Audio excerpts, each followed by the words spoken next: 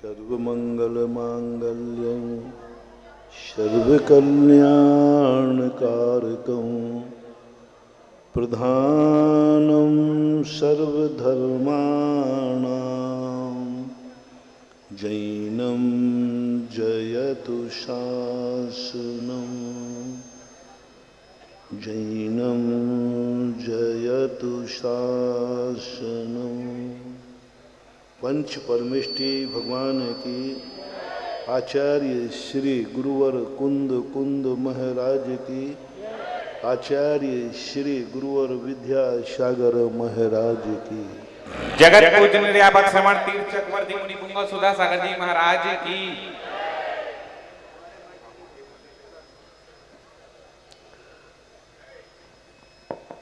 जगत के स्वभाव को देख करके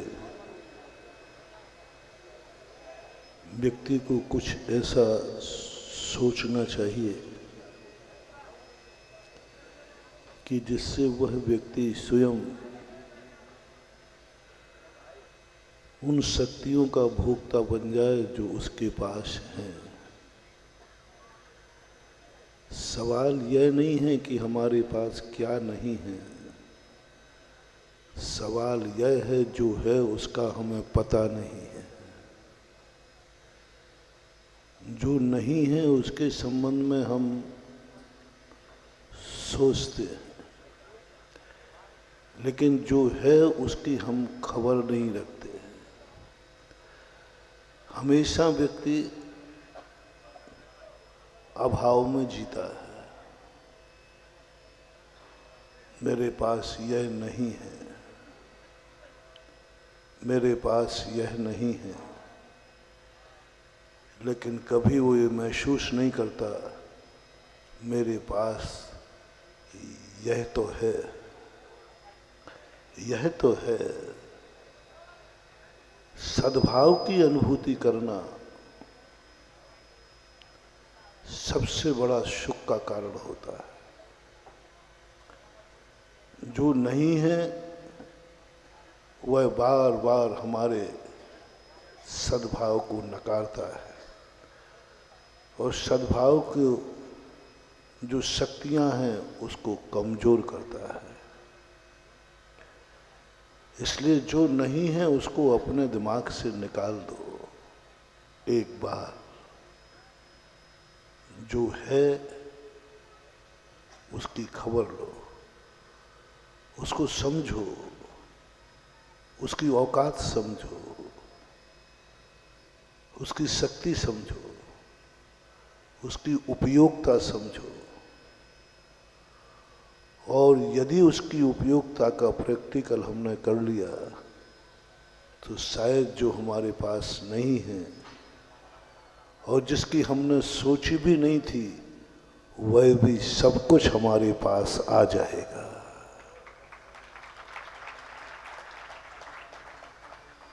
जो मैं सोच रहा हूं वह क्यों नहीं हो पा रहा है,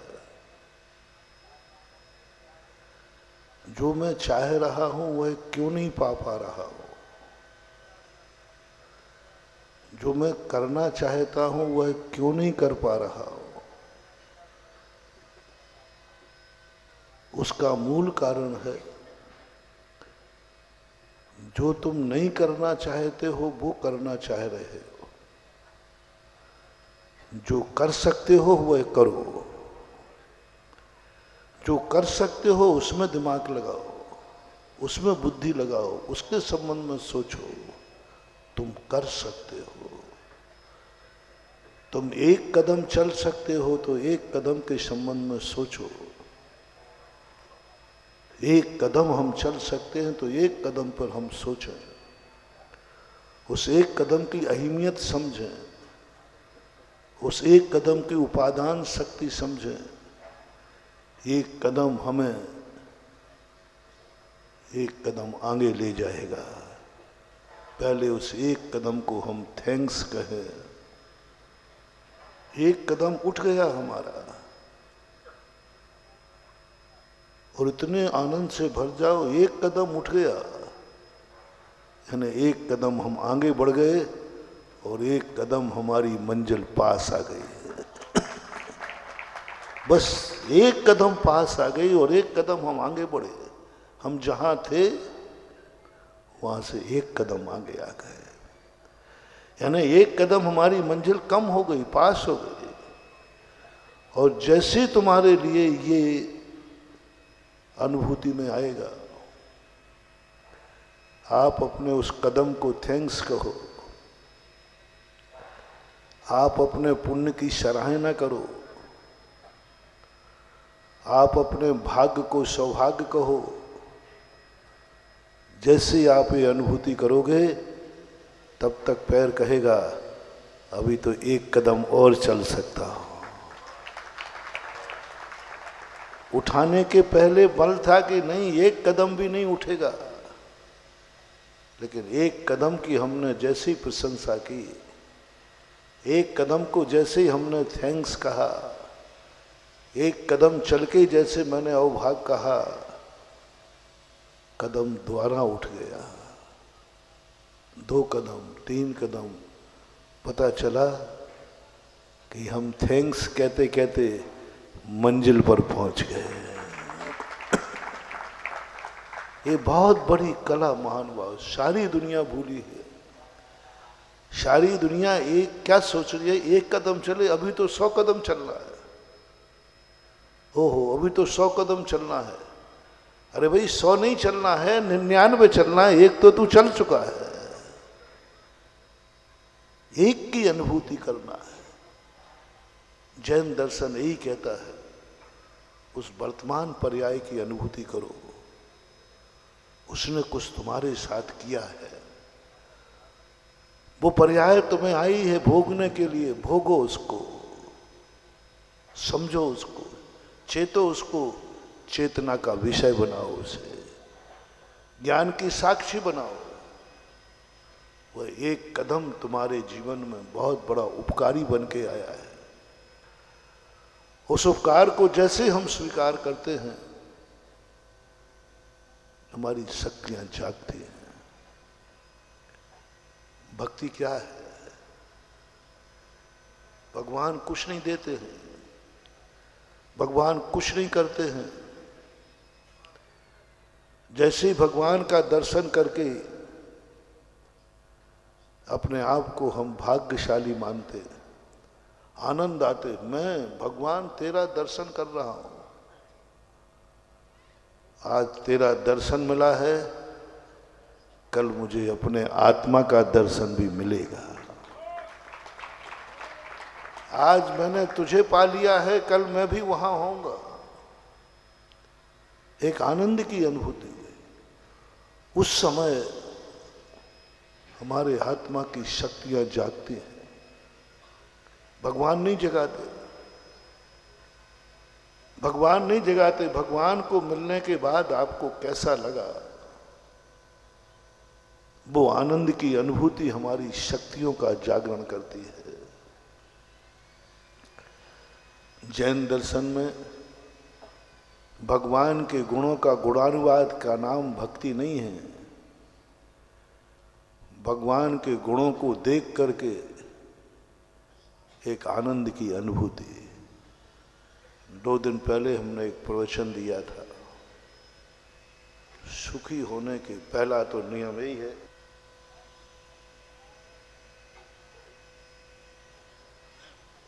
तुम स्वयं समर्थ हो जाओ, तुम स्वयं शक्तिमान हो जाओ, तुम स्वयं पैर पे खड़े हो जाओ। तुम ये यदि साहस कर सको कि मुझे इस दुनिया में किसी की भी जरूरत नहीं है, मेरे पास जो कुछ भी है, मैं जितना भी हूं अपने आप में पूर्ण हूं,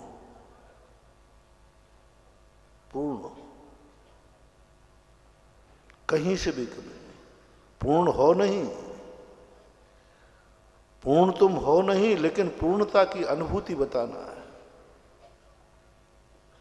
संसार में कोई व्यक्ति आज तक पूर्ण हो ही नहीं पाया। संसार में व्यक्ति कभी संपूर्ण सोच नहीं पाया, संपूर्ण देख नहीं पाया, संपूर्ण सुन नहीं पाया, संपूर्ण चल नहीं पाया, संपूर्ण कर नहीं पाया, संपूर्ण खा नहीं पाया, संपूर्ण भोग नहीं पाया, संपूर्ण कुछ नहीं कर पाता। संसार में संपूर्णता कभी होती ही नहीं है। कितना भी कुछ कर ले, कुछ ना कुछ अधूरा रहेगा, कुछ ना कुछ कम रहेगा। पूर्ण कर्म निरावरण नहीं होता संसार में, कुछ ना कुछ तो कमी महसूस होगी, कुछ ना कुछ तो तुम्हें कहने को रहेगा सब कुछ है लेकिन वह नहीं है, ये तो होगा। चक्रवर्ती भी बन जाओ, तीर्थंकर भी, कुछ भी बन जाओ, संसार में जब तक हो कुछ ना कुछ रहेगा। तुम्हारा ज्ञान भी सब कुछ नहीं जान पाएगा, कुछ तो बाकी रहेगा। अवध ज्ञानी है, मना पर्याय ज्ञानी है, तो भी वे संपूर्ण को नहीं जान सकते। असर्व पर्यायेषु, असर्व द्रव्य, असर्व गुण। पहले तो ये नियत करना, जो तुम दौड़ रहे हो आकाश का छोर पाने के लिए दौड़ रहे हो। क्षितिज को आज तक कोई छू नहीं पाया। क्षितिज बोलते हैं आकाश को। अपन एक स्थान पर खड़े होकर देखें, आकाश कहीं ना कहीं झुका हुआ दिखता है, ऐसे लगता है कि आकाश का छोर यहीं ललितपुर में ही होगा शायद। इधर देखो तो यहीं दिखता है, पास में ही है। लेकिन आज तक कोई भी व्यक्ति आकाश का छोर नहीं पा पाया। है ही नहीं, छोर हो तो पा पाओ, छोर हो तो पा पाओ। ये भ्रम है कि आकाश ऐसा मंडलाकार है, लेकिन और उसको पाने के लिए जितने भी अपन जीवन में पाना चाहते हैं, तुम्हें एक दिन पूर्ण होकर के पूर्ण की अनुभूति करेंगे, ये कल्पना है तुम्हारी, भ्रम है, असंभव है। लेकिन पूर्णता की अनुभूति हो सकती है, पूर्णता की अनुभूति हो सकती है। एक बार बादशाह ने बीरबल से कहा, जाओ पृथ्वी का मध्य निकाल के लाओ। पृथ्वी का मध्य कहाँ है? अब कौन व्यक्ति है जो पृथ्वी का मध्य निकाले? पर बीरबल तो बीरबल थे। उन्होंने कहा भगवान निकल जाएगा राजन, कौन सी बड़ी बात है, पृथ्वी का मध्य निकल आएगा। साहब उसके लिए धन खर्च होगा। बोले कराओ, कितना खर्च करना? नौकर कर्मचारी सब खर्च किए, पैसा निकाला खजाने से, और बीरबल तीर्थ यात्रा पर चले गए। छुट्टी वैसे ही नहीं मिलती मंत्रियों को, काम से गया हूं साहब तीर्थ। बोले किसी ने पूछा क्या कर रहे हैं, कहाँ जा? बोले साहब वो मध्य नाप रहा हूं, इस एंगल से, सम्मेद शिखर वाला एंगल है ना, सारे एंगलों से थोड़ा बहुत नाप करके कागज की पूरी करके साल 6 महीने में घूम घाम करके बीरबल लौट रहा है। बोले राजन गजब हो गए, गजब हो गए। बहुत रहा कि जो आपकी मति ऐसी हो गई, आपका महल का जो आंगन है ना, उन्होंने कील ठोक दी। बोले पृथ्वी का यही मध्य है। अभी तक अपन को पता ही नहीं था कि अपना महल पृथ्वी के मध्य में है। और जो लोग बीरबल के विरोधी थे, उन्होंने कहा राजन क्या सबूत है, ये झूठ बोल रहा है कि सही बोल रहा है, क्या सबूत है, प्रमाण दो। पूछो किस दिशा में कितने किलोमीटर पृथ्वी है, कितने किलोमीटर पृथ्वी है। पहले इसने पृथ्वी नापी है कि नहीं नापी, इसके देखे जाएं। ये तीर्थ यात्रा करने में आता, हम लोग निगरानी में थे। बोले साहब मैं तीर्थ यात्रा में कुछ नहीं कर रहा था, अब सामने भगवान मिल जाए तो नापने गया तो नमस्कार कर लिया। अब सम्मेद शिखर की पहाड़ी से नापना था तो मैंने सोचा कि चलो आए हैं तो वंदना कर देते। सबने प्रश्न उठा दिया क्या सबूत है कि यही मध्य है? बीरबल ने कहा राजा साहब मैंने तो सही निकाल के दे दिया, जिन जिन को संदेह हो रहा है इनको फीता दो और ये नाप के आए, गलत सिद्ध करें। राजा ने कहा कि ये बात भी सही है, सबको फीता दिए जाते, जाओ नाप के आओ, गलत सिद्ध करो। सारे मंत्री संतरी सब घबरा गए, एक तो आफत हो गई। तो सबने कहा नहीं साहब, वो बीरबल ने कहा वो सही है, मैं थोड़ा भूल गया था।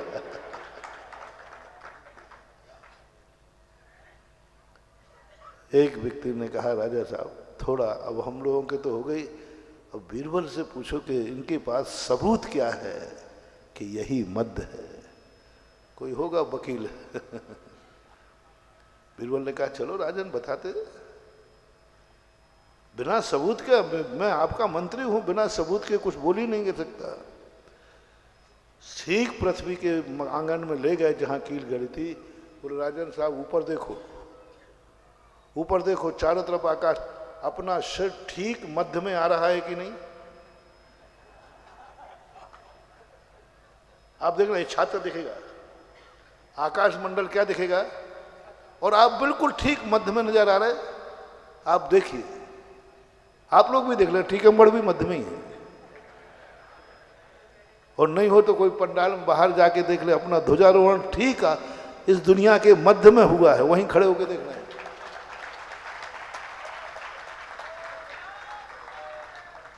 और जिन जिन को संदेह हो वो नाप ले, और गलत कह रहे हो तो झंडा जहां गड़ा है वहां ठीक ऊपर आकाश में देखो, बोलो क्या दिखेगा? मत दिखेगा। राजा ने कहा बीरबल आपका सबूत सही है, बिल्कुल ठीक मध्य में दिख रहा है, और चारों तरफ बराबर आकाश दिख रहा है, इधर भी उतने ही उधर भी उतने ही। बीरबल ने कहा, बोले राजन झूठ क्यों बोलोगे? राजा को अनुभूति हुई कि मेरा महल मध्य में है, लेकिन क्या हुआ मध्य में था? तो तुम्हें आम से मतलब है कि गुठली से? आपके अनुभव में क्या आया? मैं मध्य में हूं। मध्य कहाँ है हमें इससे मतलब नहीं है, मुझे अनुभव में आ गया कि मध्य है तो मध्य है। बस जैन दर्शन यही कहता है। जब जैन दर्शन ने कहा कि कहो मैं पूर्ण हूं, मैं संतुष्ट हूं, मैंने सब कुछ सोच लिया जितना सोचने लायक था, मैं सोचना बंद करता हूं। मैंने सब कुछ देख लिया जो देखना, सब कुछ देख लिया। साधु का मन जब ही ब्राह्म होता है, कुछ बाकी है, मन ब्राह्म को प्राप्त नहीं होगा, उसको और जांच लो, उसको और देख लो। लेकिन साधु की बुद्धि बीरबल सा काम करती है। बीरबल जानता है वात्सायन ने ऐसा प्रश्न किया है, ऐसा कार्य दिया है जो होना संभव ही नहीं। लेकिन राजा साहब में कौन समझाएगा? अभी राजा नहीं समझाएंगे तो मंत्री पद से हटा देगा, नहीं तो जेल में डाल देगा, मार डालेगा। राजा है। राजा ने जो प्रश्न किया है वो असंभव है, आज तक कोई बता ही नहीं सका, बता ही नहीं सका, कोई नहीं बता पाएगा। संसारी प्राणी तो बता ही नहीं सकता सर्वज्ञ के अलावा। अब असंभव को कैसे बचें? एक और जिंदगी का सवाल है और एक और असंभव कार्य है। असंभव को नकारते हैं तो जिंदगी खत्म होती है, और राजा की बात स्वीकार करते हैं तो वो कभी संभव होना ही नहीं। अब यहां चाहिए बुद्धि, ज्ञान, विवेक, सृष्टि का स्वरूप। बीरबल ने ऐसा रास्ता निकाला, राजा संतुष्ट हुआ। राजा मानना पड़ा कि हां मैं मध्य में हूं, क्योंकि ऊपर देखो राजा, नीचे मत देखो, ऊपर देखो। और जितना अपन ऊपर देखेंगे हर व्यक्ति सदा आकाश के मध्य में ही पाया जाएगा। ऐसा ये मन रूपी राजा मुझे इतना और जानना, इतना और जानना है। ज्ञानी कहता है, बीरबल का ज्ञान कहता है, सम्यक दृष्टि का ज्ञान कहता है, जो है, जो तूने सोच लिया है ना, जो तूने जान लिया है ना, उससे ज्यादा दुनिया में कुछ है ही नहीं। उससे ज्यादा दुनिया में कुछ है ही नहीं। पूर्ण हो गया तू, सब कुछ जान चुका, अब जानने को कुछ बचा ही नहीं है ही नहीं जानने लायक कुछ। बस ये अनुभूति अपने मन को कराना है। हम मन को एक बात कह देते हैं, अभी तो और है, तो मन कहता थोड़ा दौड़ो, और है तो पाओ। मृग मरीच का जैसे हम भटक भटक के जीवन का अंत कर लेते हैं। मन को समझाओ, मन कहता है कुछ और सोचो, बोले कुछ है ही नहीं, जितना था मैं सोच चुका हूं, सब सोच चुका हूं। एक भी ऐसी दुनिया की पर्याय नहीं है जिस पे हमने न सोचा हो, न भोगा हो। पंच परावर्तन का दृश्य पूज्यवर पूज्यपाद स्वामी ने दिखा करके इन मन को संतुष्ट कर दिया। पंच परावर्तन जब व्यक्ति पढ़ता है, मन संतुष्ट हो जाता है। बात तो सही है, सब कुछ जान चुका, कुछ और दिखाओ। बोले क्या दिखाओ? जो देखने लायक था वो मैं सब देख चुका हूं। पूर्णता की अनुभूति करो। देख नहीं पाए, देख भी नहीं पाओगे, असंभव है। अनादिकाल से जितना देखने लायक गेय था, मैं पूर्ण कभी देख नहीं पाया, देख नहीं पाऊंगा। लेकिन आंख जब ही मानेगी जब उसको ये अनुभूति हो जाए, जितना देखना था मैं देख चुका, उसके बिना नहीं मानेगा। ये समझाना है आंख को। आंख झुकेगी नहीं, आंख नासा दृष्टि नहीं होगी। ये आंख बहुत चंचल है, भगवान से भी ज्यादा कुछ देखना चाहती है। सपोज कीजिए आप भगवान का दर्शन कर रहे हैं। भगवान का दर्शन सर्वश्रेष्ठ है कि नहीं? बोलो, भगवान के दर्शन से अच्छा दर्शन किसका है? किसी का नहीं। पक्का? एकदम पक्का कहना। भगवान के दर्शन से अलावा किसी का दर्शन नहीं। और तुम्हारी आंख भगवान का दर्शन कर रही है और तुम आंख को कह रहे हो। लेकिन आंख की नीयत बताऊं? टनाटन जादूगर। देखो आंख आंख आंख कितनी देखो। तुमने कहा देख आंख भगवान का दर्शन करिया, इससे बड़ा कोई दर्शन नहीं होता। उसी समय कोई परिक्रमा लगा करके बाजू से आ रहा है, तो तुम्हारी आंख भगवान पे टिकी रहेगी कि उस परिक्रमा लगाने वाले पे चली जाएगी? झूठ बोले कौआ काटे। तुमसे पूछा क्यों भाई क्या बात? परिक्रमा किसने लगाया रहा? कौन लगा रहा? मैंने देखा है। तो तुम भगवान को देख रहे थे कि परिक्रमा वाले को देख रहे थे? यानी आंख की अंदर की वासना है कि भगवान से भी बड़ा कोई दर्शन है, तभी तो उसकी आंख परिक्रमा लगाने वाले पर चली। तुम भगवान का दर्शन करने गए थे और मंदिर में किन किन का दर्शन कर लेती है तुम्हारी आंख?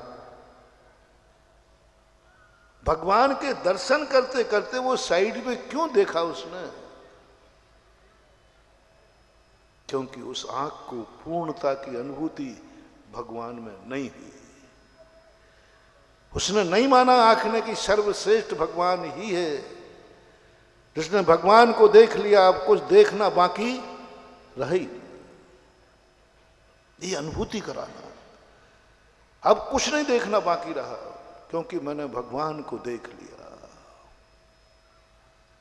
दृष्ट्वा भवन्त मणिमेष विलोकनीयम नान्यत्र तोष मुपयाति। क्या बात है! कैसा पाखंड, कैसा छलावा! हम भगवान को देखने के बाद भी हमारी आंख में कुछ और देखने की ललक है, कुछ और देखना चाहती है।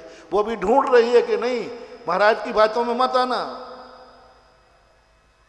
भगवान से भी अच्छी दुनिया में कोई चीज है, देख ले कहीं वो परिक्रमा लगाने वाला तो नहीं है जो भगवान से भी अच्छा हो, जो भगवान से भी ज्यादा सुख देता हो। जो भगवान के दर्शन में सुख नहीं मिला वो परिक्रमा लगाने के देखने से सुख मिलेगा, ये अभी वासना तुम्हारे अंदर भरी हुई है, ये संस्कार तुम्हारे अंदर भरा हुआ है, ये जिजीविषा महत्वाकांक्षा तुम्हारे अंदर भरी हुई है, अन्यथा तुम दिख नहीं सकता। कौन परिक्रमा लगा रहा, मैं कुछ जानते ही नहीं। भगवान दृष्टा भवंत मणिमेश विनो नान्यत्र तोषमुपयाति जनस्य चक्षु। अच्छी वस्तु को देख करके कौन बुरी वस्तु को देखना चाहता है, कोई नहीं देखना चाहता।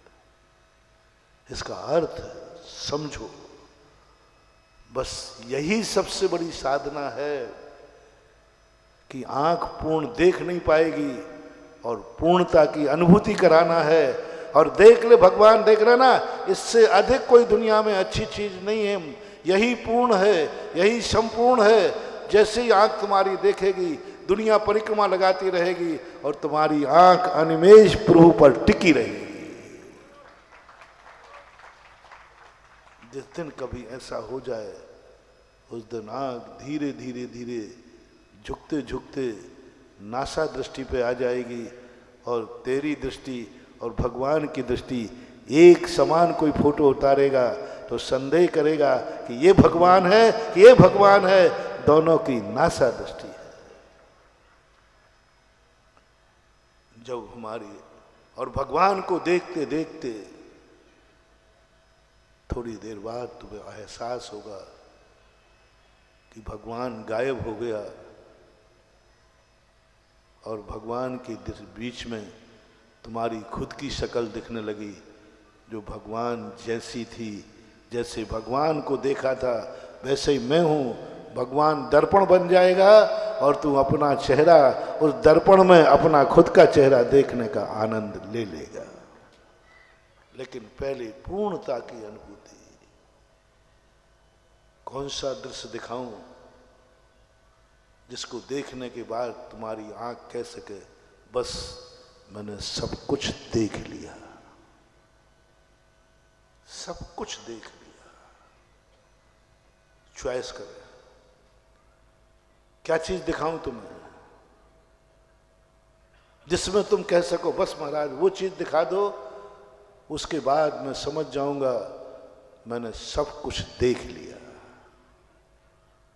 सब कुछ देख लिया। अब कुछ देखना नहीं, अनिमेष कर दूंगा मैं अपनी आंख को स्थिर कर दूंगा, पलक भी नहीं झपकाऊंगा, पलक भी नहीं झपकाऊंगा। आप बस वो दृश्य मुझे दिखा दीजिए जो मैं देखना चाहता हूं, उसका नाम बताओ।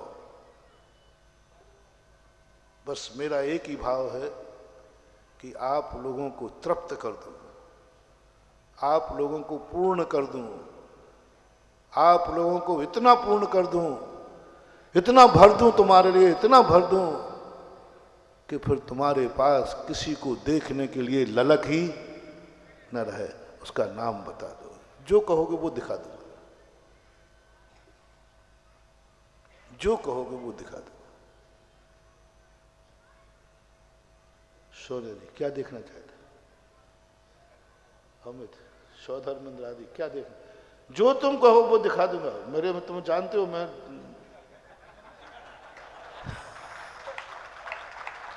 चलो आज मैं तुम्हें किमिक्षिक वरदान दे रहा हूं।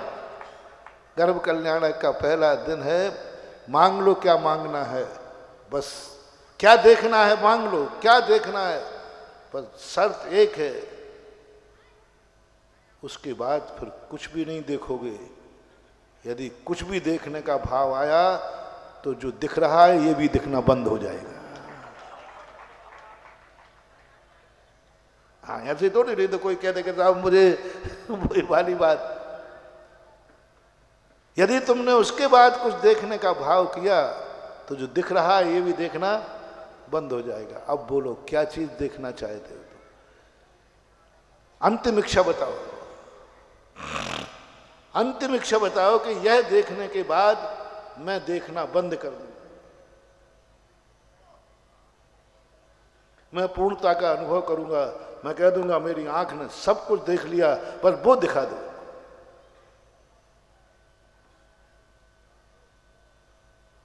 बहुत लंबे इंद्राणी बैठे हैं। मुझे नहीं लग रहा है कि मैं टीकमगढ़ के पंडाल में बैठा, मैं तो समझ रहा हूं ललितपुर के पंडाल में बैठा हूं। और पंडाल की स्थिति देखी जाए तो ललितपुर से ज्यादा अच्छा पंडाल है।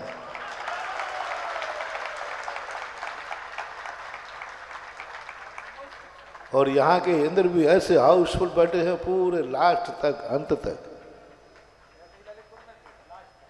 लास्ट तक पूरा था बराबर। एक मांगो, स्थिर रहना।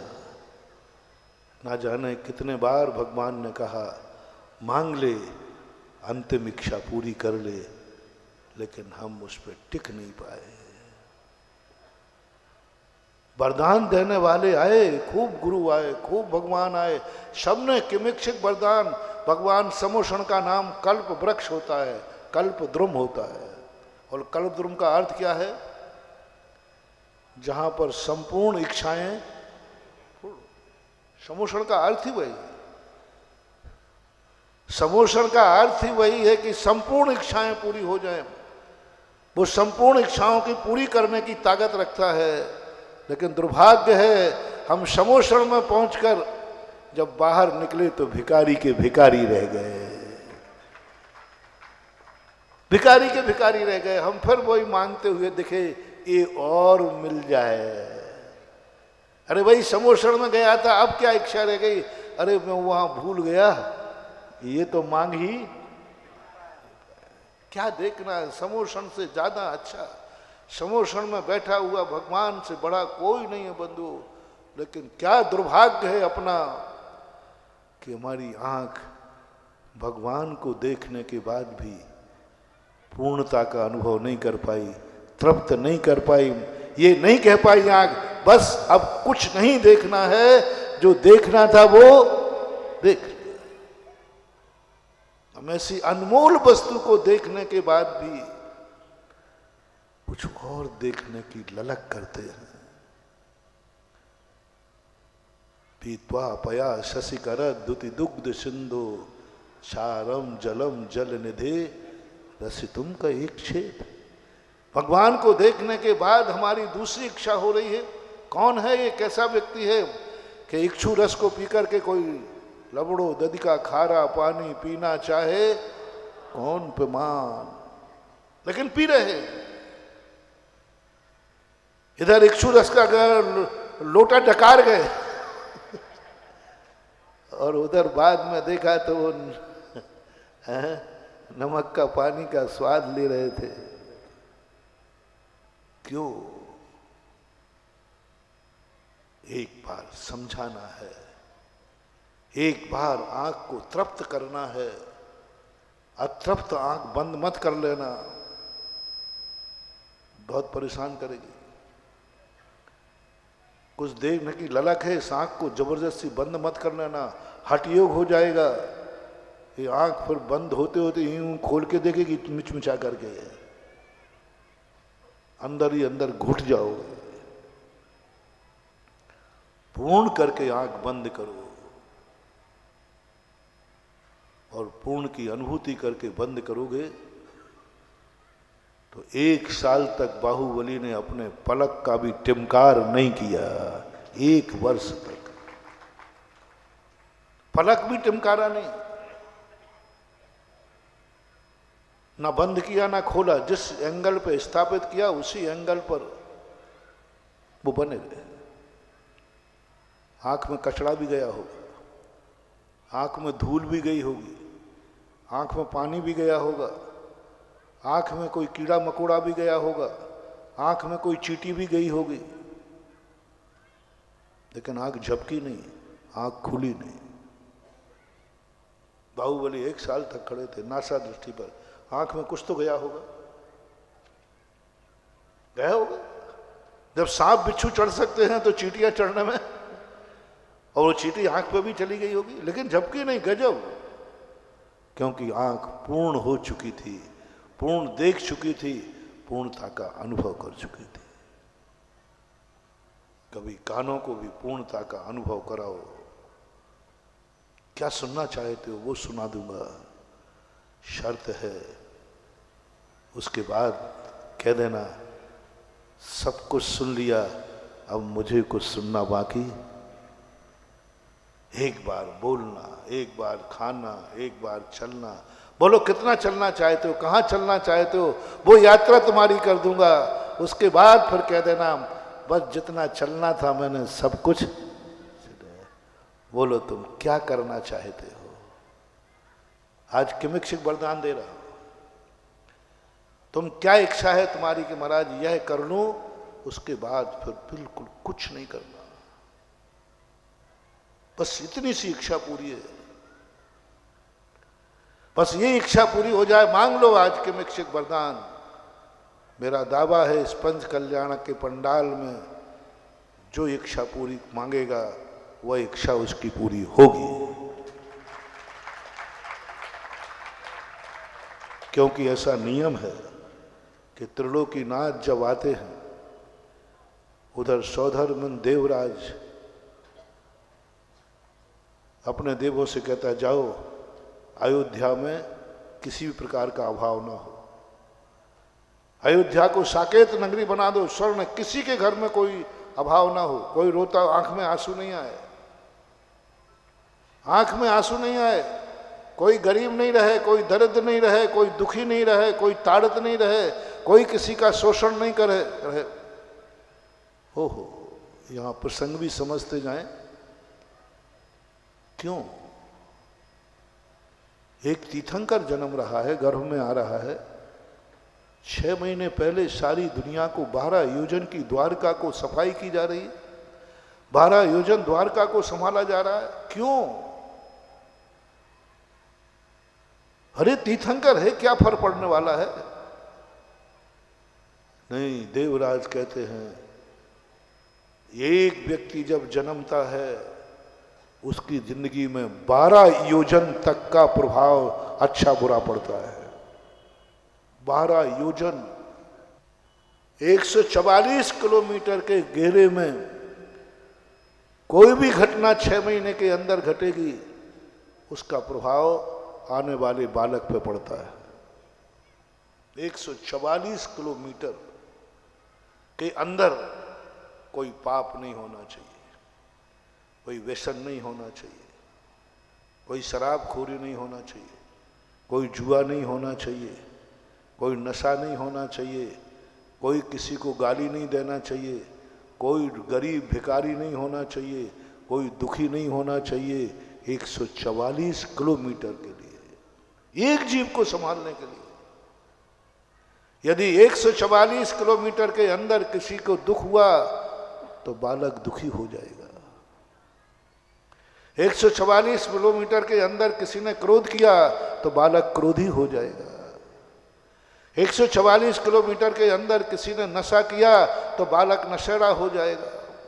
144 किलोमीटर के अंदर किसी ने रात में खाया तो बालक रात में खाने वाला हो जाएगा। 144 किलोमीटर में किसी ने पाप किया तो बालक पापी हो जाएगा। कितना बड़े मैदान की सफाई की जा रही है, कितने बड़े मैदान को संभाला जा रहा है। मुझे समझ में नहीं आई, एक बालक का जन्म लेना है, नाभि राय के घर में जन्म लेना, और दूसरी बात कौन सा बिगड़ेला महाबालक जन्म ले रहा है, 10 भवों का संस्कारित, 10 भवों का संस्कारित, जिसको दुनिया की कोई ताकत बिगाड़ नहीं सकती, कोई ताकत बुरा नहीं कर सकती, कुछ नहीं कर सकती। उसको क्या करेगा? खड़ा सोना है, खड़ा सोना है कौन? लेकिन नहीं, सावधानी रखो। देवराज को कहना चाहिए कुछ क्या फर्क पड़ता है, कुछ भी होता रहे, कोई फर्क पड़ने वाला नहीं। देवराज कहता नहीं, सावधानी रखो, हो सकता है। जब देवराज इंद्र कुबेर आदि महान तद्भव मोक्ष एक भव मोक्षगामी जीव बाद मोक्ष जाते हैं। वे लोग इतनी सावधानी इतनी चिंता कर रहे हैं, हम 144 किलोमीटर के एरिया को सफाई कर रहे हैं। क्या मामला है? नाभि राय के यहां बेटे को जन्मना है कि पूरी अयोध्या में जन्मना है? 12 आयोजन की अयोध्या थी। इस संबंध में एक बहुत अच्छा जोक आता है। बच्चे को जन्म देने वाली माताओं को कहना चाहता हूं, ये गर्भ कल्याणक, गर्भ का अवतरण एक गुप्त क्रिया है, किसी को बताई नहीं जाती कि मेरे पेट गर्भ में आ रहा है, और डिंडोरा भी कोई नहीं पीटता। लेकिन आज इनका डिंडोरा पीट रहा है। सारी दुनिया को बताया जा, 6 महीने पहले से बताया जा रहा है, फलानी तारीख में फलाने समय पर माता मरु देवी गर्भवती होगी। पहले से, बिफोर टाइम। 6 महीने पहले सौधर्मंद ने स्वर्गों में घोषणा कर दी, इस तारीख में इतने बज के इतने सेकंड पर मरु देवी गर्भवती होगी। आज तक कोई ये घोषणा नहीं कर पाया, किसी जी को कोई घोषणा नहीं कर पाया। गर्भ कब रहेगा क्या पता, कोई नहीं जाना।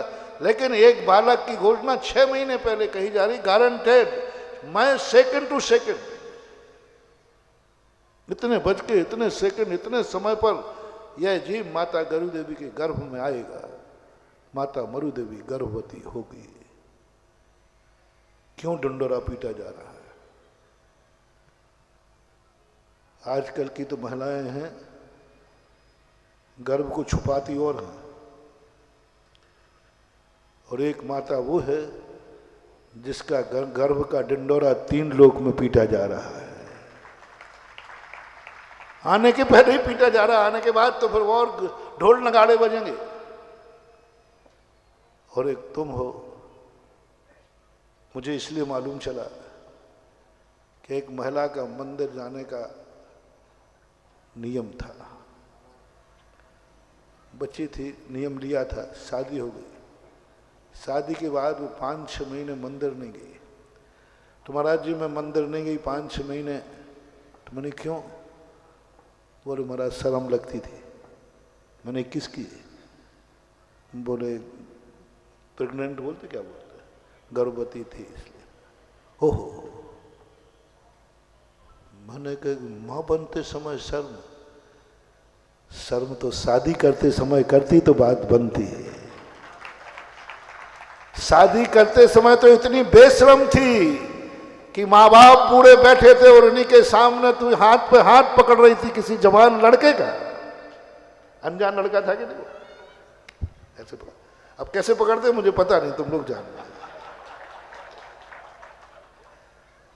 उस समय शर्म नहीं खाई कि बड़े दादा लोग बैठे, दुनिया बैठे। शर्म खाती है, छुपाती है गर्भ को, कपड़े ऐसे छिलाएगी जिससे कि छुप जाए।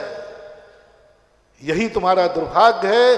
तुम्हारे गर्भ में कोई पापी जीव आ रहा है जो मां को भी शर्मिंदा कर रहा है।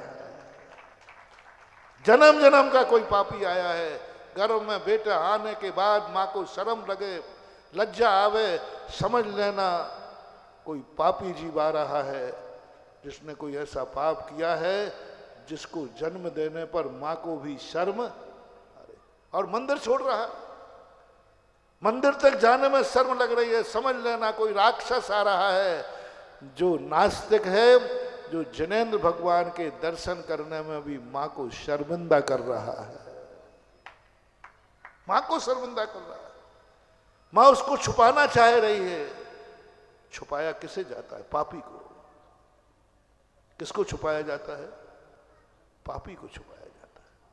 पापी जीव आया है, छुपाओ, कपड़े छुपाओ, किसी को पता ना चल जाए कि मेरे गर्भ में कोई बेटा आया है। ये लक्षण समझना महानुभाव। जब तुम्हें अपने गर्भ में आए हुए बेटे को छुपाने का भाव आवे, शर्म की बात आवे, लज्जा की बात आवे, कहने में शर्म करे, समझ लेना कोई तुच्छ जीव, पापी जीव तुम्हारे घर में आ रहा है, जो अपना संस्कार दिखा रहा है, संस्कार दिखा रहा है।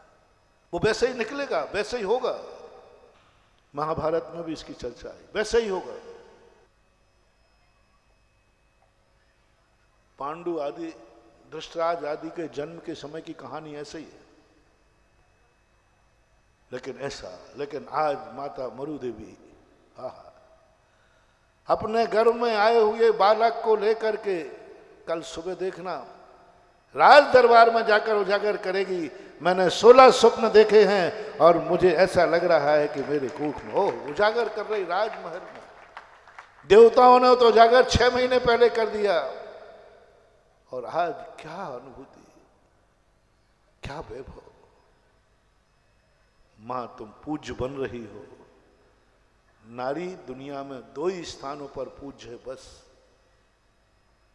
शादी होती तब नहीं, तब तो पुजारन बनती है।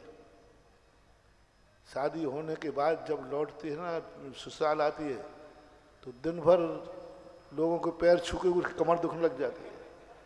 ये तेरी सासू माँ है, ये बुआ सासू है, ये का मुझे ज्यादा है, चाची सास है, ये मौसी सास है, ये मामी सास है, वो सब के धोख देते थे बेचारी। और जब तेरी कोख में लाल आता है तो तुझे पुजारन से पूज्य बनाता है,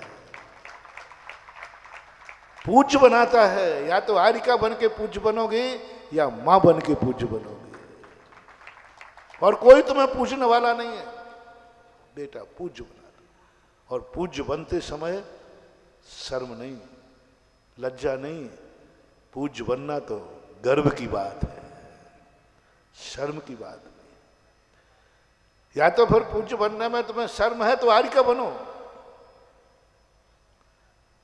आरिका माता बनना गर्व की बात है कि शर्म की बात है? बोलो ना, बस 2 ही माता में से एक माता बनो। या तो आरिका माता बन के गर्व करो, और या बेटे की मां बन करके गर्व करो। ये दोनों माताएं शर्म की नहीं है, लज्जा की नहीं है, ये अपने आप में गर्व की बात है कि मेरे कोख में कोई बेटा आया है। संस्कारों की बात मैं कर रहा था। 144 योजन का संस्कार, 144 योजन के लिए संस्कारित किया गया। अकेला एक स्थान पर जन्म लेना था उस बालक को, और पूरी अयोध्या को समृद्ध किया जा रहा है, घर घर को समृद्ध किया जा रहा है। कोई गरीब न रह जाए, किसी की इच्छा की कमी न रह जाए। किमिच्छित खजाने खोल दो। पूरे अयोध्या में देवता एक एक घर में चले जाते हैं, उसके यहां कोई कमी तो नहीं है। जो इच्छा होती है वह पूरी करता है देवता, एक बालक के लिए, एक बालक। और पूरी अयोध्या के बाद फिर महल में आता है, पूरे महल को पवित्र करता है। फिर 6 महीने पहले से 56 कुमारियां, 6 महीने पहले से मां कहीं रो ना देवे। अभी गर्भ में आया नहीं है, 16 स्वप्न दिखा दिए, गर्भ कल्याण का आज है, तो अपन भी तो अभी बिफोर टाइम है। 6 महीने पहले कहीं मां रो ना देवे, 6 महीने पहले मां नहीं रो देवे, नहीं तो बालक को भी रोना पड़ेगा। कितने पहले का आभा मंडल, कितने पहले से संस्कार बनता है, कितने पहले से, कितने पहले का संस्कार पड़ता है। यदि इस स्थान पर 6 महीने पहले कुछ हुआ है तो उसका प्रभाव 6 महीने बाद तक रहेगा, प्रभावी रहता है। कोई भी कार्य, चाहे धर्म का हो चाहे अधर्म का हो, जो भी कार्य होता है 6 महीने तक वहां पर प्रभाव रहता है। 6 महीने पहले आंख में आंसू ना आ जाए, 56 कुमारियां लग गई, कहीं मां को क्रोध ना आ जाए।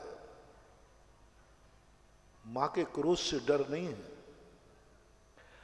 डर है कि मां का क्रोध से संस्कार 6 महीने पहले क्रोध का संस्कार बालक पे पड़ सकता है। 6 महीने पहले का बालक पे पड़ सकता है। और सौधर्मंद घबरा गया, हे देवियों, अरे माता को थोड़ा बहुत क्रोध आ जाए तो क्या, अरे देवियों, माता के क्रोध से कोई खतरा नहीं है, लेकिन जो माता के गर्भ में आने वाला है, यदि उसका संस्कार पड़ गया और उसको एक क्षण को क्रोध आ गया तो ये सृष्टि पलट देगा। घबरा गया सौधर्मंद, क्योंकि तीर्थंकर में इतना बल होता है, ये 3 लोग को उठा के डमरू के समान घुमा सकता है। और यदि प्रभु को क्रोध आ गया तो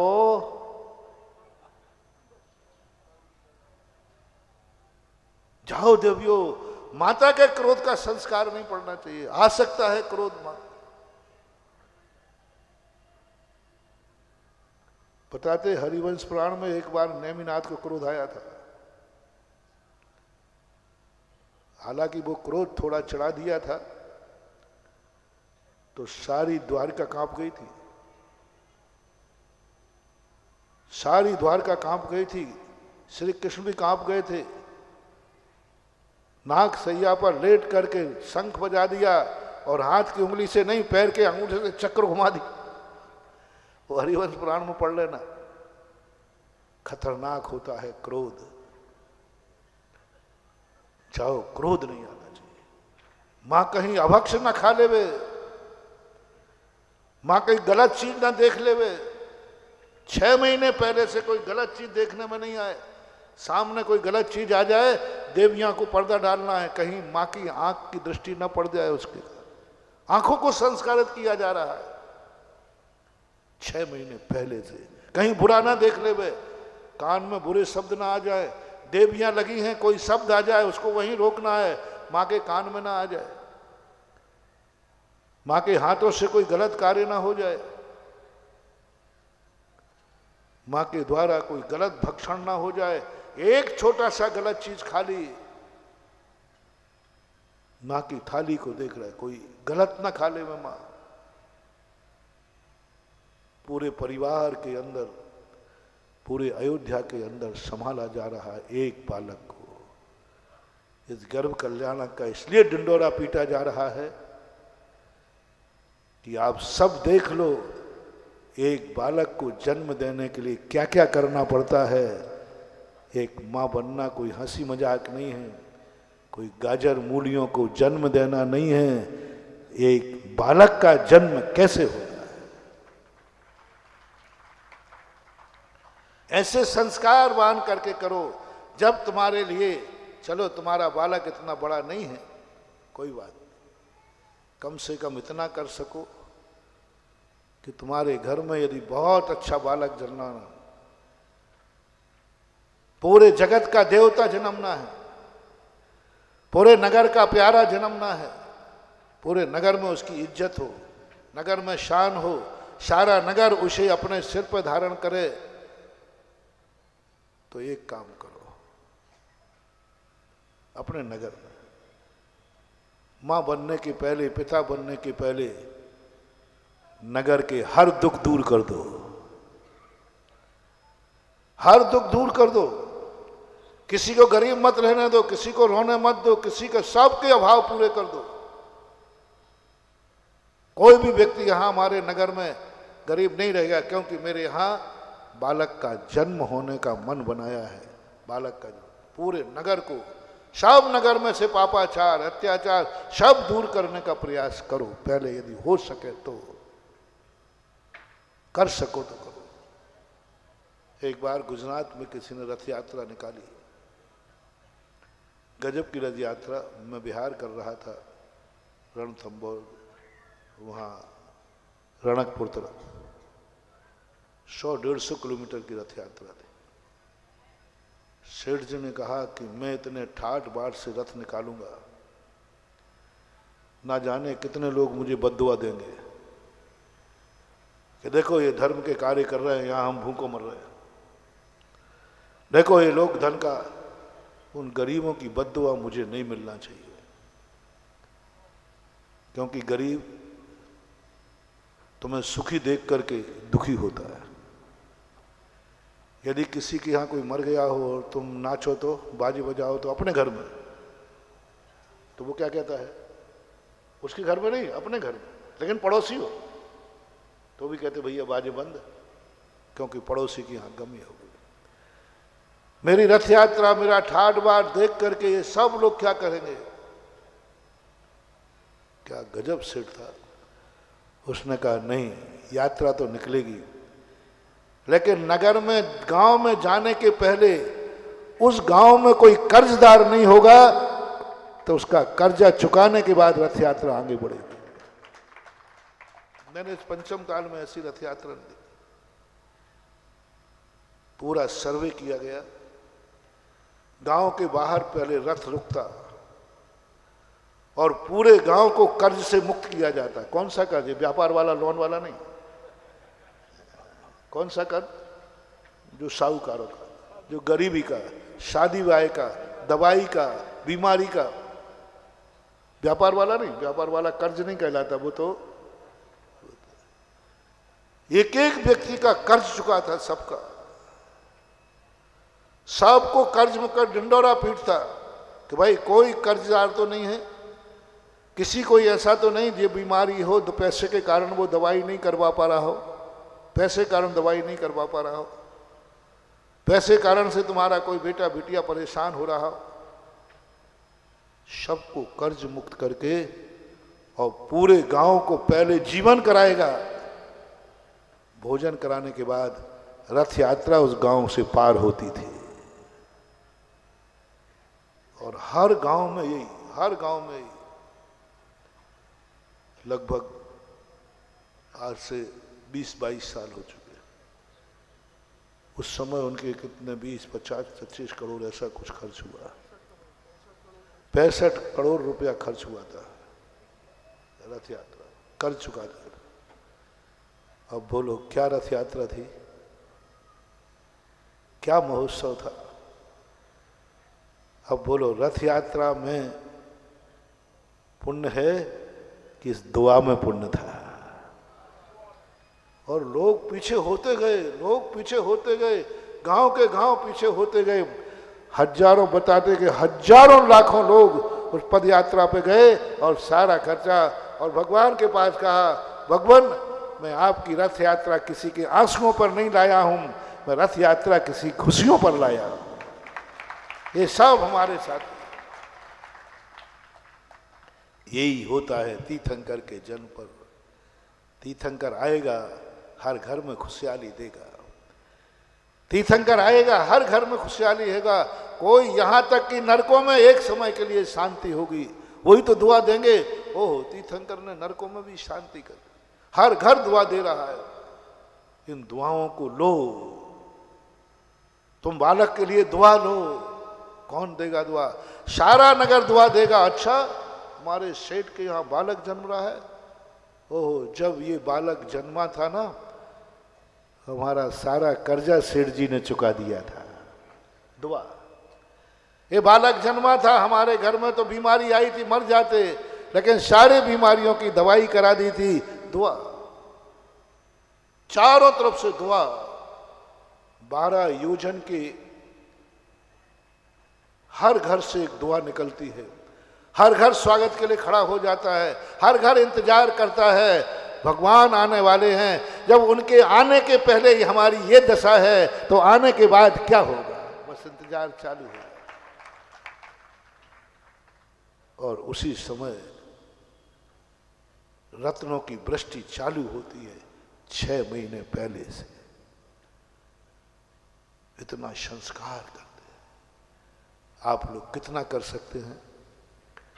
गर्भ कल्याणक को जन्म कल्याणक में सदा कहता हूं, गृहस्थों को ये 2 कल्याणक बहुत अच्छी तरह देखना चाहिए। तुम्हारी जिंदगी की धरोहर है, तुम्हारे बेटे के लिए बहुत बड़ा कॉलेज है, ये बहुत बड़ा ज्ञान है। जो जो संसार में प्रवेश करना चाहते हैं उन्हें ये 2 कल्याणक अपने जीवन में जरूर देख करके और भावना करना चाहिए और सीखना चाहिए। अब तुम्हें निर्णय लेना है तुम कितने लोगों को सुखी कर सकते हो माता पिता बनने के पहले, वो निर्णय आपका है। जितना बड़ा कर सकोगे, पूरे आर्यावर्त को कर सको, नहीं कर पाओगे। नगर को कर सको, नहीं कर पाएंगे। महाराज मोहल्ले को कर सको, नहीं कर पाएंगे महाराज। चलो अब अंत में आता हूं, क्योंकि इतना पुण्यात्मा जीव तुम्हारा नहीं है कि तेरे जन्म पर तेरे माता पिता इतने समर्थ हो जाएं कि सारे 12 योजन को तृप्त कर दे। ये तो पुण्य लेके आया है। नाभि राय की इतनी ताकत नहीं, नाभि राय में इतनी ताकत नहीं थी कि वो सारे नगर को 144 योजन को स्वर्णमय बना दे। बनाते तो राजा तो बहुत दिन पहले से थे, करोड़ों वर्षों से नाभि राय राजा थे, मरुदेवी महारानी थी, लेकिन अयोध्या को स्वर्णमय नहीं बना पाए, ताकत ही नहीं थी। पूरी अयोध्या के हर व्यक्ति के दुख दूर नहीं कर पाए, ताकत ही नहीं थी। हर तीर्थंकर के माता पिता की हार है। वो राजा होते लेकिन प्रजा को सुखी नहीं कर पाते, प्रजा के पूर्ण इच्छाएं पूरी नहीं कर पाते, पूरी इच्छाएं पूरी नहीं कर पाते। फिर अंत में लेकिन जैसे ही तीर्थंकर का अवतरण होता है, अवतरण की बात आती है, इधर माता पिता का पुण्य बढ़ता है। तीर्थंकर के पुण्य से, तीर्थंकर के पुण्य से इतना पुण्य बढ़ता है कि रत्नों की वृष्टि हो जाती है। दिन भर में कितने बरसते हैं? 10.5 करोड़ रत्नों की वृष्टि होती है उनके आंगन में, तीर्थंकर के पुण्य से। इतना समर्थ करते थे तीर्थंकर, आने के पहले माता पिता को समर्थ करते हैं, शक्तिमान करते हैं। इतनी शक्ति देते हैं, इतनी शक्ति देते हैं, जाओ पिताजी मैं आ रहा हूं, तुम इतने शक्तिमान बन जाओ कि सारा नगर तुम्हारे प्रति एक श्रद्धा और आस्था से देखे। सारा नगर इतने शक्तिशाली बन जाओ तुम कि किमिक्षक वरदान देने की शक्ति तुम में आए। आज तक नहीं थी किमिक्षक वरदान देने की शक्ति। 24 तीर्थंकरों के माता पिताओं में किमिक्षक वरदान देने की शक्ति नहीं थी, लेकिन जैसे ये निश्चित हुआ कि यहाँ तीर्थंकर अवतरण होंगे, माता पिता के अंदर इतनी शक्ति आ जाती है कि किमिक्षक वरदान देना शुरू कर देते हैं, खजाने खोल देते हैं, खोल देते, कहते कोई फर्क नहीं पड़ता। और कल के दिन कई बार जैसे नदी में बांध में पानी आने के पहले ही खोल देते, बोले खोल दो अच्छी बरसात होने वाली है। ऐसे ही भगवान माता पिता खोल दे, किमिक्षक वरदान देना चालू करते। तुम्हारा बालक इतना पुण्यवान नहीं है कि वो तुम्हें समर्थ बना दे, इतना समर्थ बना दे।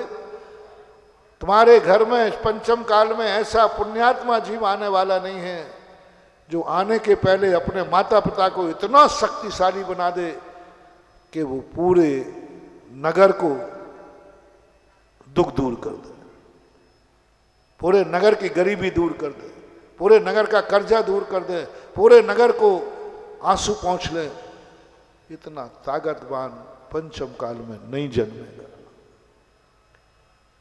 इतना पुण्यात्मा भी नहीं जन्मेगा कि मोहल्ले के दुख दूर कर दे। इतना पुण्यात्मा भी नहीं जन्मेगा कि अपने रिश्तेदारों के दुख दूर कर दे। नहीं है तुम्हारे लिए, किसी में भी ताकत नहीं है। आज के समय में किसी में भी ये ताकत नहीं है। चलो कोई बात नहीं, आज के संबंध में एक मोटिवेशन आपको देता हूं। कम से कम माँ बाप बनने के पहले सारा परिवार एक साथ बैठे और पूरा परिवार कहे इस घर में बालक आना है, बस अब इस घर में कुछ गलत नहीं होगा, इस घर में अब कोई दुखी नहीं रहेगा। 6 महीने पहले से कह रहा हूं तैयारी। बेटा होश में आना चाहिए, बेहोशी में नहीं।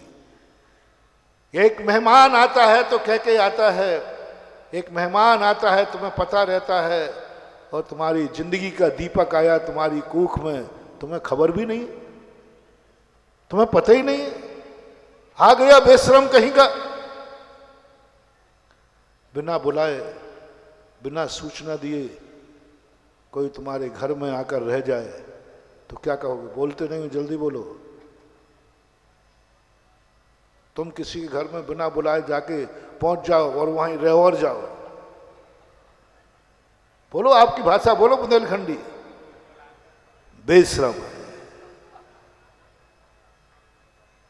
तुम इतने छोकरे बेशरम, बिना बुलाए चले गए। माँ बाप को खबर भी नहीं है। 99% लोगों के माँ बाप को खबर नहीं है कि उनके पेट में बेटा कब आ गया। कोई फिक्स तारीख बता सकता है?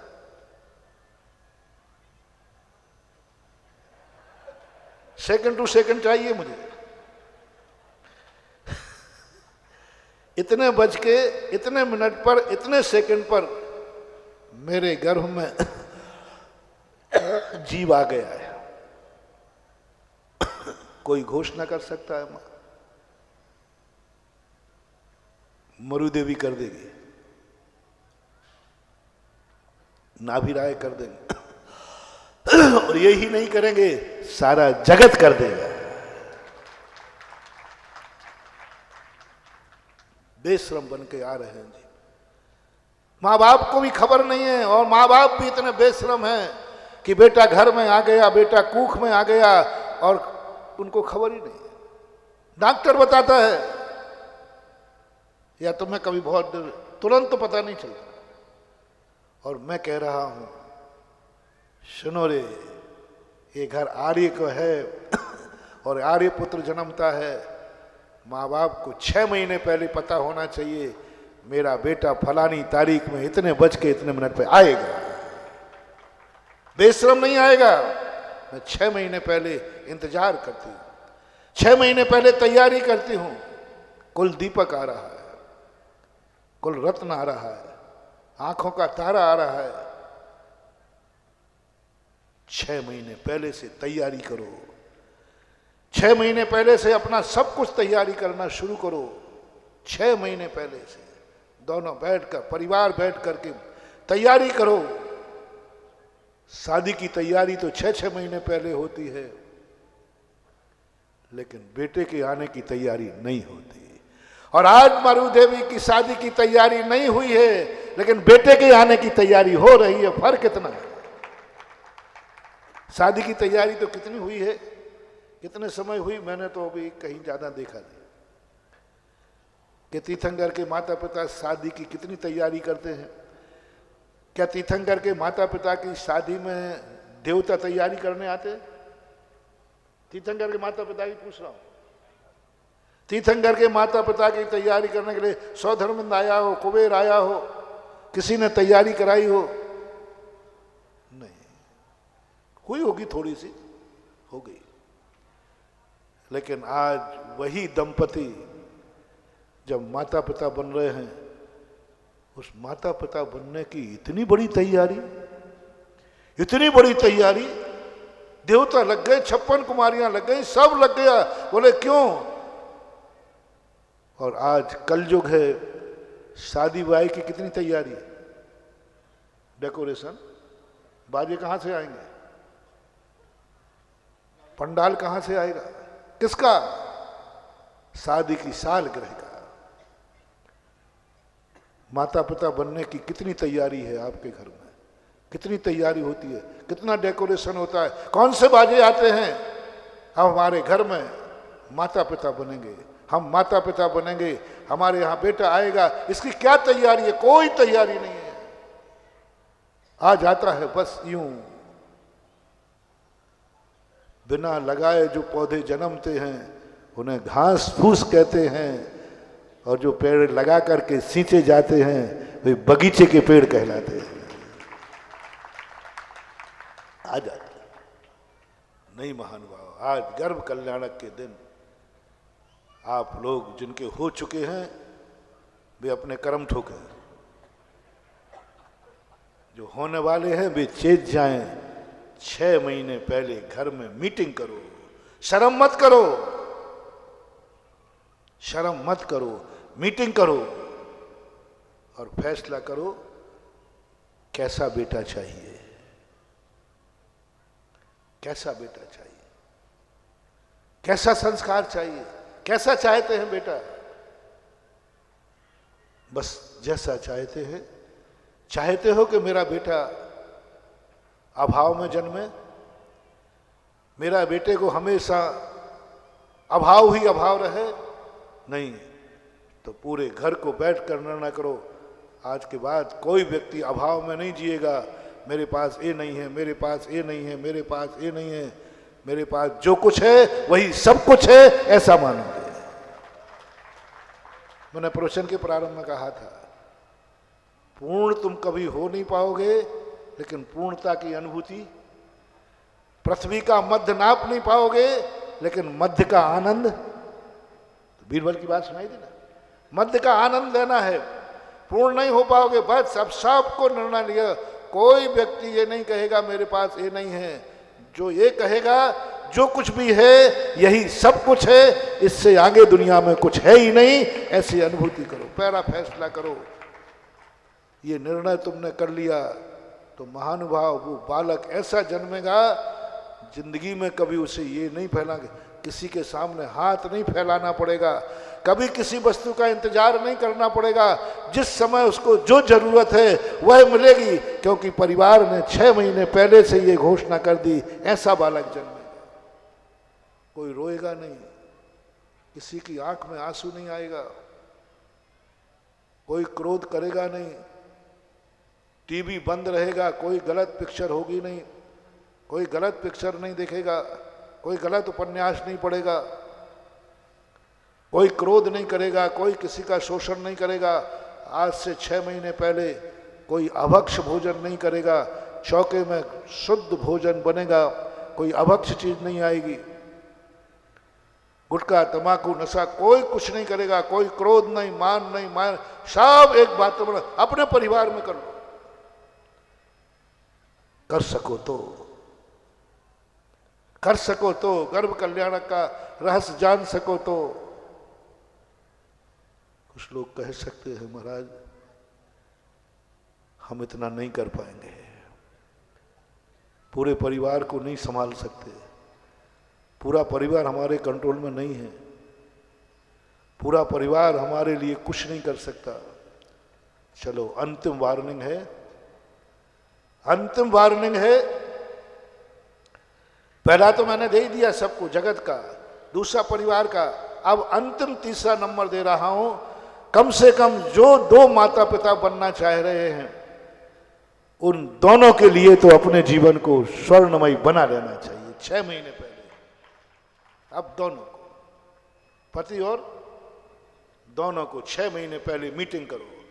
परिवार की मीटिंग नहीं कर सकते, परिवार की मीटिंग करने में शर्म आती है, तो चलो तुम दोनों मीटिंग कर लो। 6 महीने पहले मीटिंग करना है और दोनों फैसला करो, अपने पास कुल दीपक चाहिए, कुल दीपिका चाहिए, जो कुछ भी आपके पास। चलो आज से तैयारी करते हैं, आज से तैयारी करते हैं। और वही किसी चीज में गरीब होके मत जीना, पूर्ण होके जियो। 6 महीने पहले रोना नहीं, क्रोध नहीं करना, अभक्ष नहीं खाना, टीवी बंद। अब ये समय ऐसे नहीं गुजरेगा।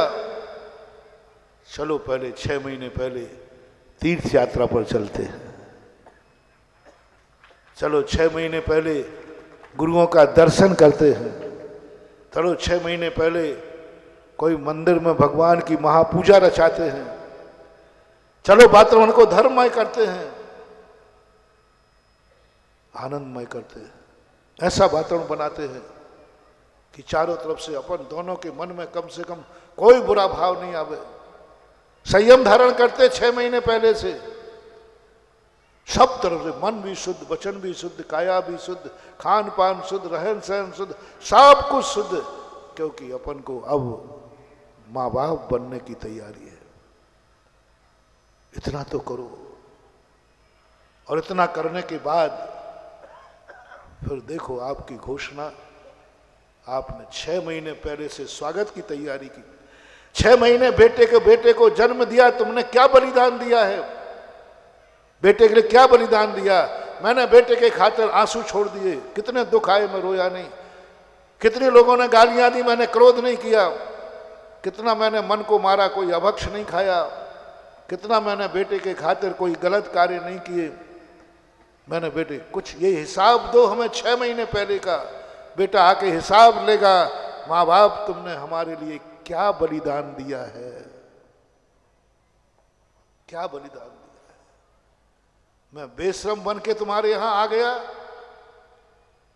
या तुमने कुछ तैयारी की है, या तुमने कुछ बलिदान दिया है? क्या किया तुमने मेरे लिए?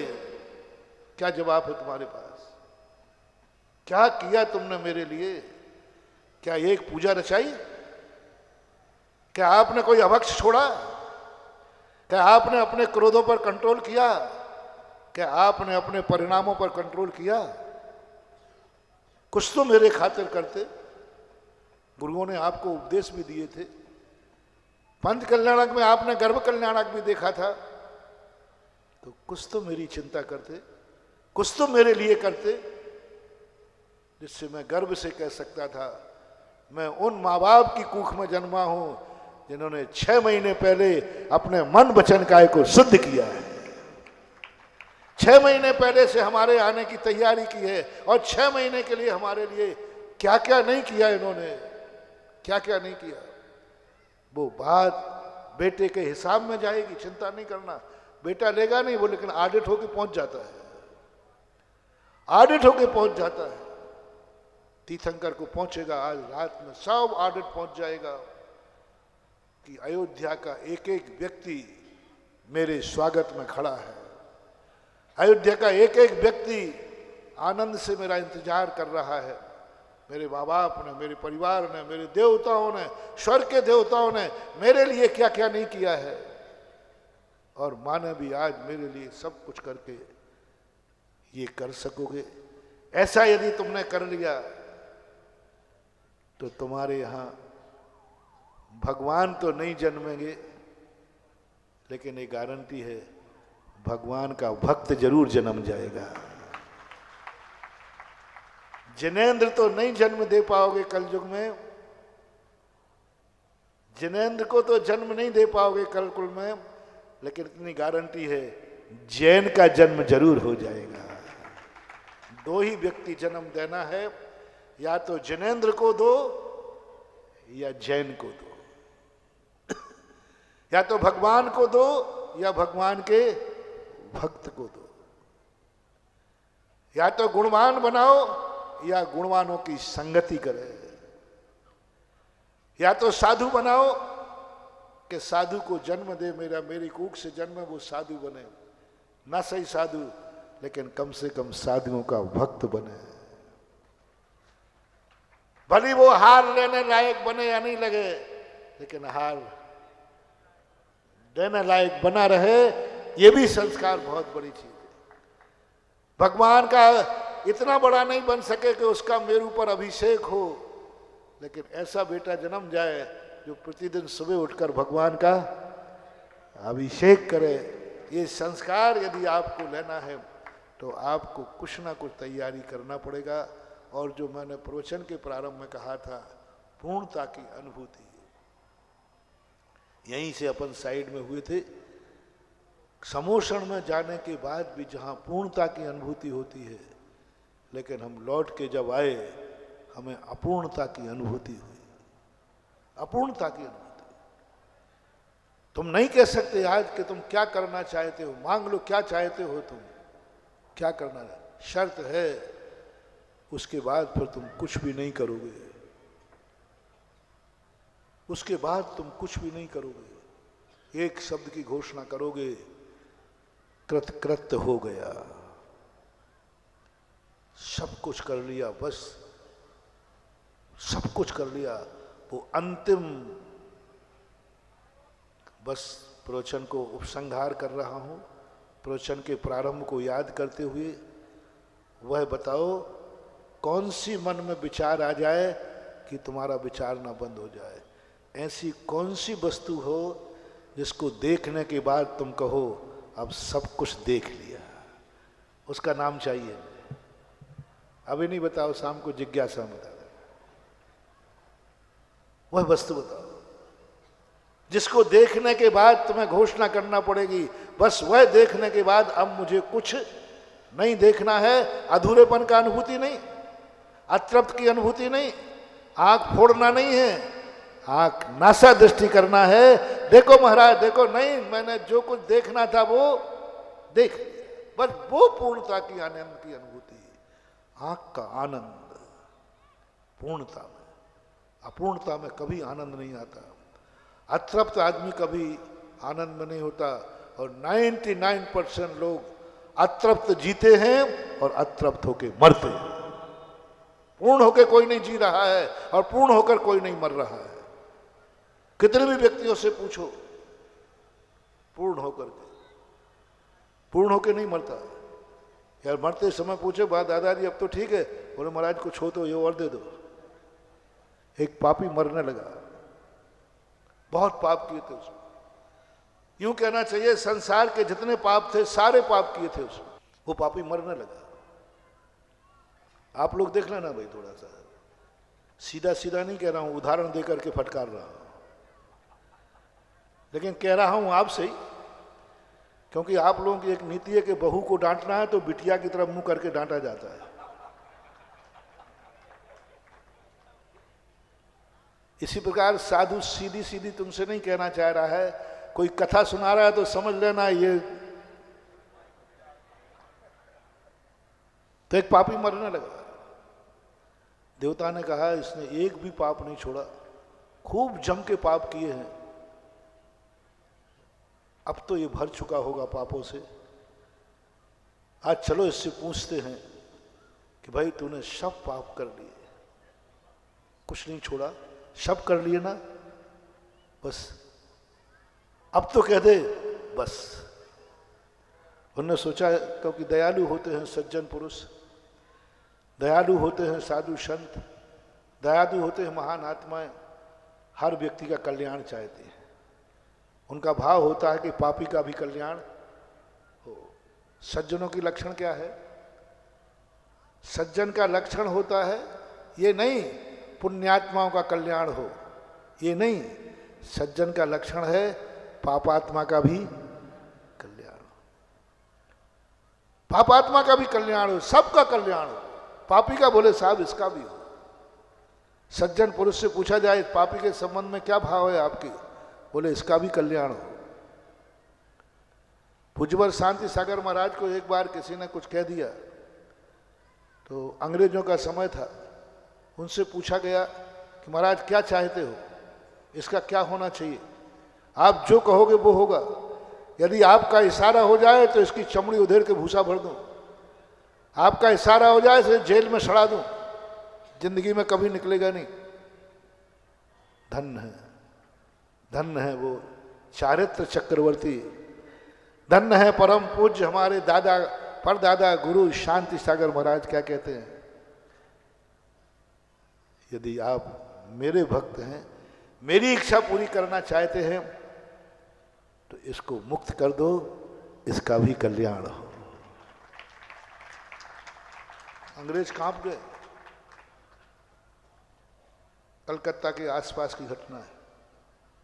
अंग्रेज कांप गए, सारे कमांडर बोले जैसा आदमी, इतना जोर से उसने पत्थर मारा था कि महाराज को थोड़ा सा खून आ गया था, चोट लगी। ऐसे भी आदमी होते हैं, ऐसे भी कोई है। अरे पकड़ा गया अपराधी, पत्थर मार दिया है, खून निकल रहा है, कहना तो ये चाहिए इसको ऐसी सजा दो कि सड़ सड़ के मरे, इसकी बोटी बोटी कर दो। आप होते तो क्या करते? झूठी मत बोलना, अभी मैं प्रैक्टिकल कर लूंगा। चलो मैं छोटा सा प्रैक्टिकल किए देता हूं। एक स्कूटर वाला जा रहा था,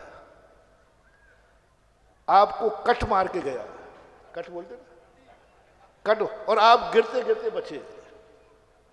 कट मार के गया है, गिरते गिरते बचे, वो चला गया, मन चला।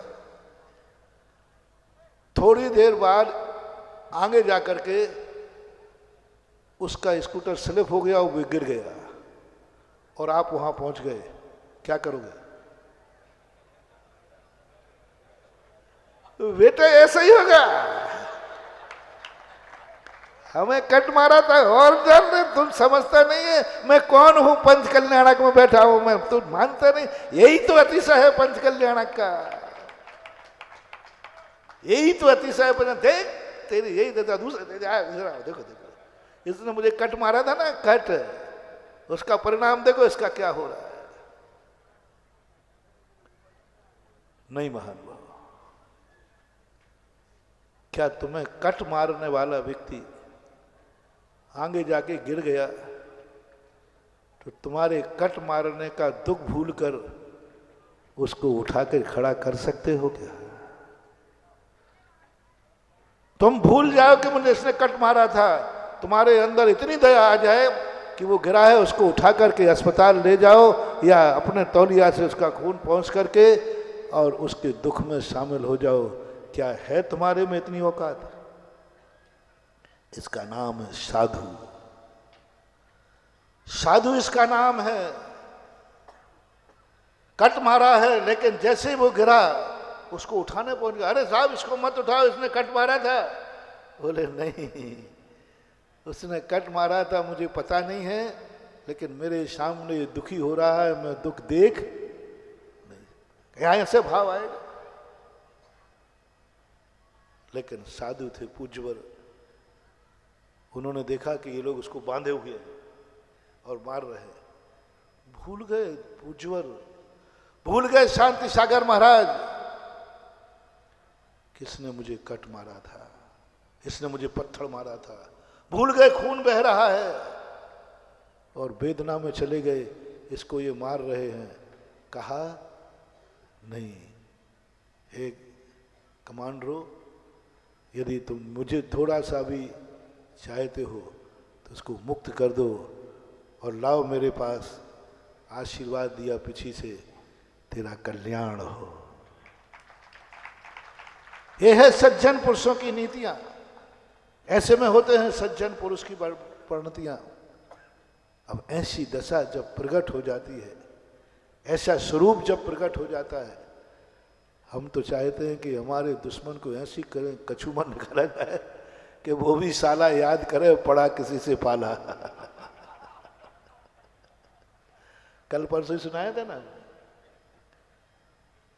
ऐसी नीतियों को, ऐसे संस्कारों को लेकर आप सबको आज का बहुत बड़ी बात कि अपने पूर्णता की अनुभूति का एक ऐसा सरोवर बनाओ अपनी जिंदगी में, एक ऐसा अपने आप में किमिक्षक वरदान मांगो अपनी जिंदगी में कि तुम कह सको कि बस इसके बाद हमारा कुछ भी नहीं है।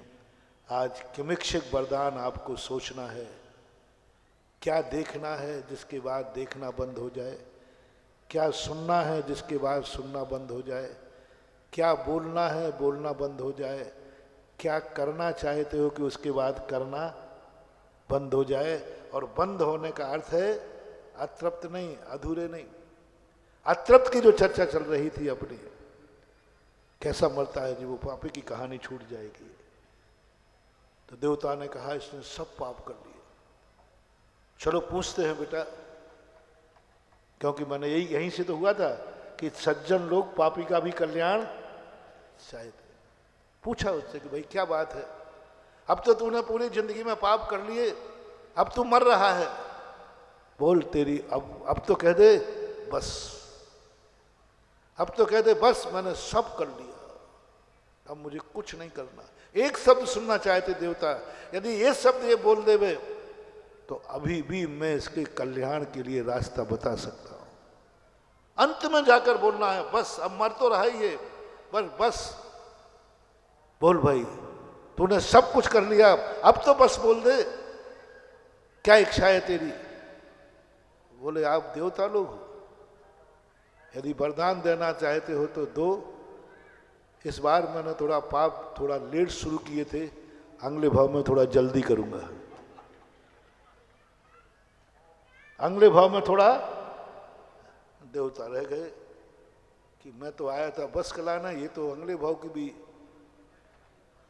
सोच लो, कहीं इस कहानी में आपका नाम तो नहीं जुड़ रहा है, इस कहानी में कहीं आपका नाम तो नहीं जुड़ रहा है। सारी दुनिया के सब कुछ करने के बाद तुम बस कहने को तैयार हो या अगले भाव में थोड़ा जल्दी शुरू करने के लिए तैयार हो? जो जो तुमने किया है, जो जो तुमने किया है उस पर बस कहने को तैयार हो, और या ये कहने को तैयार हो कि अगले भाव में थोड़ा जल्दी शुरू करूंगा। कौन सा वरदान तुम्हें चाहिए, ये फैसला आपके अंदर है। बस सब में बस कहने का अर्थ है पाप में भी पूर्णता की अनुभूति करो। कर चुका मैं पूर्ण, अब नहीं करना। पाप में भी पूर्णता की अनुभूति करो, जो कुछ करना था। अब क्रोध नहीं करना, मैं खूब कर चुका हूं क्रोध। पूर्णता की अनुभूति करो, और जैसे पूर्णता की अनुभूति होगी वहीं से शुरुआत होगी धर्म की। महावीर भगवान की जय।